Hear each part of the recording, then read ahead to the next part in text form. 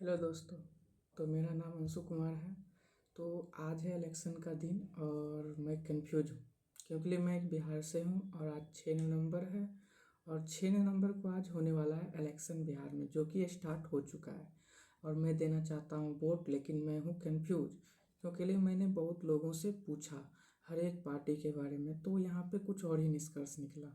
तो मैं चाह रहा हूँ कि आप लोग अपना इस पे राय दीजिए कि हमें किसे वोट करना चाहिए, क्योंकि लिए हम थोड़ा सा कंफ्यूज हो गए हैं कि यहाँ पे जो तीन मोस्ट पार्टी हैं, अभी रिसेंटली एक नया पार्टी बिहार में आया हुआ है, जैसा कि आप लोग जान रहे हैं।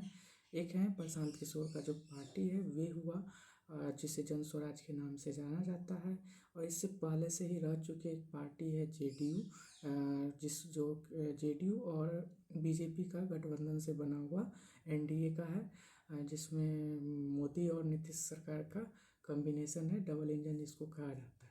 और एक हमारे पास है, एक जो है आरजेडी, जो कि लालू प्रसाद यादव का ही एक पार्टी है। और भी देर दो तीन पार्टी है, जैसे कि लालू प्रसाद यादव के ही बड़े बेटे का एक और है, और एक चिराग पासवान का है, लाजपा करके। तो यहाँ पे ढेर सारी पार्टी हैं, लेकिन जहाँ तक मैंने सिर्फ तीन पार्टी को एनालाइज किया जिसका मुझे ठीक लगा कि किसके पे वोट करना चाहिए, क्योंकि ये तीन ही पार्टी ऐसे हैं जो कि दिखाते हैं कि कहीं कहीं कुछ कर सकते हैं। जैसे कि देखा जाए कि एनडीए का तो मेरे ख्याल में, क्योंकि मेरा जो एज है मैं उसी पार्टी के अंतर्गत आता हूँ, क्योंकि लिए 2000 के बाद से लगभग ऑलमोस्ट नीतीश कुमार का बिहार में अपना शासन शुरू कर दिया था। पहले वे 2005 में मुख्यमंत्री बने थे बिहार के, लेकिन उससे पहले भी एक दो साल पहले भी रह चुके हैं।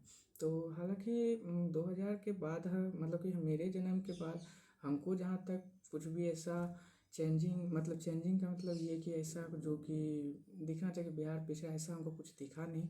हमको जो चीज़ चाहिए था हर एक टाइम सब कुछ मिला है लगभग।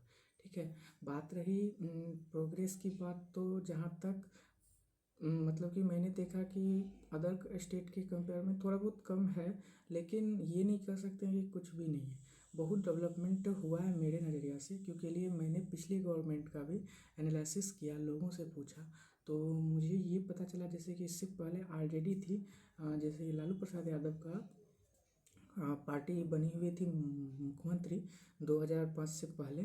तो उसमें जो था कि जहाँ तक हमको पता चला कि उस समय भ्रष्टाचार का तो नहीं पता, लेकिन इतना ज़रूर पता चला कि उस समय, हाँ, भ्रष्टाचार के बारे में भी पता चला था कि उस समय किसी को भी, मतलब कि यदि अमीर है तो बहुत दिक्कत है, क्योंकि उस समय रंगदारी टैक्स लिया जाता था। पर जैसे किसी का पेट्रोल पंप है या किसी का चीनी मिल है, तो उससे पर फैक्ट्री के हिसाब से 1 करोड़ पर, इस तरीक़ा से कुछ हम सुने थे। I am not sure, but ऐसा कुछ सुने। फिर एक चीज़ सुने कि उस समय पूरा वहाँ का रोड इंफ्रास्ट्रक्चर उतना सही नहीं था, गड्ढा पे गड्ढा था जो भी था। और लूट मार, लोग का ऐसा कहना था कि यदि आप टू व्हीलर से जा रहे हैं तो आप ये गारंटी नहीं ले सकता है लोग कि आप जो घर पहुँचेंगे तो आपके पास टू व्हीलर होगा या आप जिंदा घर जाएंगे। ऐसा भी था। यदि आप टीवी खरीद रहे हैं कुछ भी, तो घर आने का संभावना 0% था। ठीक है, ऐसा मान सकते हैं, ऐसा कहना था लोगों का, ऐसा हमने सुना दूसरों लोगों से, जो कि ये आरजेडी का बैकग्राउंड है। एनडीए का तो आप जान ही रहे हैं कि इस बीच में जहाँ तक हमको दिखा सारा जगह डेवलपमेंट हुआ है, और जितना रहा इंजीनियरिंग कॉलेज या जो भी इंफ्रास्ट्रक्चर, और यहाँ पे आप देख सकते हैं कि स्टेडियम भी बन चुका है, रोड डेवलपमेंट और ब्रिज, पटना का नज़ारा बदल चुका है। बहुत कुछ ऐसा है जो कि हम लोग देख पा रहे हैं बिहार के बारे में। ठीक है, ये हुआ। और उसके बाद अब आ रहे हैं नई पार्टी।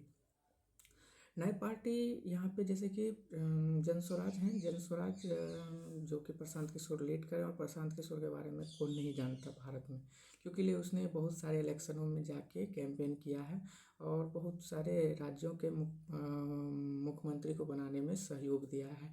तो कहीं न कहीं इसका विजन हमको लगता है कि कहीं न कहीं इसके पास इतना एक्सपीरियंस है, इतने सारे लोगों के साथ काम किए हुए हैं, अलग अलग राज्यों के पॉलिसी में रहे हुए हैं। तो इसका जो बोलने का तरीका है कुछ चीज़ सही लगता है, लेकिन एक चीज़ और भी है कि दारू को लेके भी बोलते हैं, ये भी कन्फ्यूजन का पॉइंट है। तो पता नहीं, ये तीनों का तो हमको ठीक लग रहा है, लेकिन एक चीज़ हमारा दोस्त इस बीच में बोला था कि स्टार्टअप स्टार्टअप हो सकता है कि आपको 4 गुना ज़्यादा स्पीड दे दे।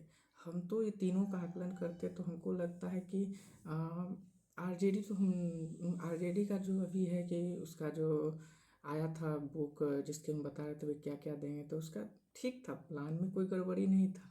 लेकिन जैसे कि उनका था कि रोजगार देना, दूसरा था एग्रीकल्चर, फिर और भी 2-3 सेक्टर थे, शिक्षा व्यवस्था में सुधार, ये सब तो बढ़िया है क्योंकि ये अभी हमें चाहिए, यूथ है तो हमें चाहिए। लेकिन प्रॉब्लम ये है कि क्या पता उसके बाद जो वे जंगल राज कहा जाता था वे वापस आ जाती, ये एक डर बना हुआ है कहीं ना कहीं। और हम भी सोच रहे हैं कि यदि जॉब ही लेना रहे और जॉब लेने के बाद यदि ऐसा कुछ हो जाता है, मान लीजिए आरजेडी बनती है और जंगल राज आ जाता है, तो हम जॉब लेके 1 लाख का करेंगे क्या? क्योंकि लिए जब हम वो 1 लाख के बदला अपना सब कुछ खो बैठेंगे तो फ़ायदा क्या? ऐसा मेरा सोचना है, ऐसा मैं आपको नहीं कर रहा हूँ, बस मेरे दिमाग में ये सब आ रहा है। बस मैं वही चीज़ में आपसे सलाह लेना चाहता हूँ कि किसे वोट देना चाहिए। आरजेडी तो मेरे पॉइंट ऑफ व्यू से ये मतलब कि ये हो रहा है, लेकिन फिर भी इसका जो है प्रलोभन या जो भी इसका ये है, ये देंगे तो ये सब चीज़ हमको ठीक लगा, देने लायक वोट है।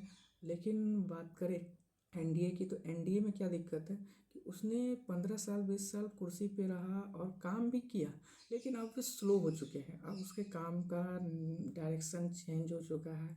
मुख्यमंत्री भी उतने अच्छे स्वास्थ्य पर नहीं है, जैसा कि आप लोग देख चुके होंगे ऑलरेडी, मीम सार बहुत सारा वायरल हुआ है और देखने से सही में लगता है कहीं ना कहीं मेमोरी लॉस वाला प्रॉब्लम है उनके साथ, कुछ तो प्रॉब्लम है मेंटली। तो कहीं न कहीं एनडीए को देना हमको लगता है वोट वसूल होगा। और तीसरा रहे पीके, तो पीके के साथ ये चीज़ दिखता है कि फ्यूचर के साथ चलेंगे क्योंकि लिए बहुत सारा एक्सपीरियंस उसके साथ है और कुछ नया ही करेंगे जो अब बिहार को चाहिए। क्योंकि लिए पहले लालू प्रसाद आए तो बहुत ऐसे चीज़ थे उसने अपने टाइम में किया जो कि उस समय बिहार में ज़रूरी था, उसने दे के दिया। उसके बाद फिर नीतीश कुमार आए, उसने भी बहुत कुछ ठीक कर दिया है। अब चाहिए हम लोगों को कुछ नया, जैसे कि इंडस्ट्री और रोजगारी को लेके शिक्षा भी काफ़ी हद तक ठीक हुई है, ऐसा नहीं है कि ना है, अभी बहुत ही बिहार के लोग पढ़े लिखे शिक्षित वर्ग में आते हैं, ठीक है। यदि सर्वे होगा तो आपको दिख ही जाएगा इस बार के जनगणना में। तो यहाँ तक हमको लगता है कि सब कुछ ठीक है, बस आपसे एक राय लेना चाहते हैं कि हमें किसे वोट करना चाहिए। थैंक यू, तो मिलते हैं नेक्स्ट वीडियो में, तब तक के लिए जय हिंद, जय भारत।